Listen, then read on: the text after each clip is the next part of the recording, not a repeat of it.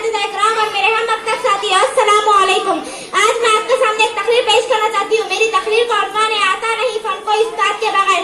تقریر شروع کرنے سے پہلے میں ایک شعر کرنا چاہتی ہوں۔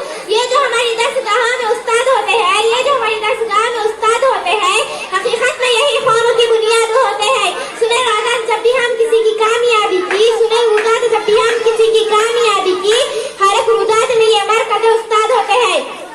ہماری زندگی میں استاد کا ایک اہم کردار ہے۔ استاد ایک ایسا افراد ہے جو ملک کے بچوں کو اچھا انسان بناتا ہے۔ استاد وہ شخص ہوتا ہے جو زندگی سیکھنے اور ترقی دینے میں ہماری مدد کرتا ہے۔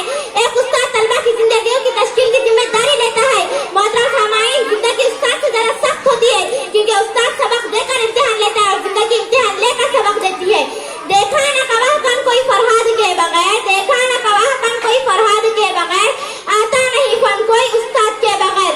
ایک مرتبہ سکندر اعظم سے لوگوں نے دریافت کی، باپ کا مرتبہ بڑا یا استاد کا؟ جواب دیا استاد کا، کیونکہ باپ تو فنا ہونے والی زندگی دیتا ہے اور استاد ہمیشہ رہنے والی زندگی دیتا ہے۔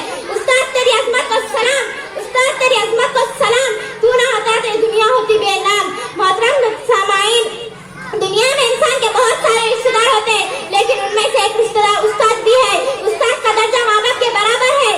استاد ہمیں ماں باپ کے بعد زندگی کا اصل مقصد سکھاتے ہیں۔ استاد روحانی والدین کا درجہ رکھتے ہیں۔ شاگرد ان کی روحانی اولاد ہوتے ہیں۔ استاد اپنے شاگردوں کو علم کے زیور سے آراستہ کرتے ہیں اور ان کی اخلاقی تربیت کا فریضہ انجام دیتے ہیں۔ اس لیے شاگرد اپنے استاد کا جتنا بھی احترام کرے کم ہے۔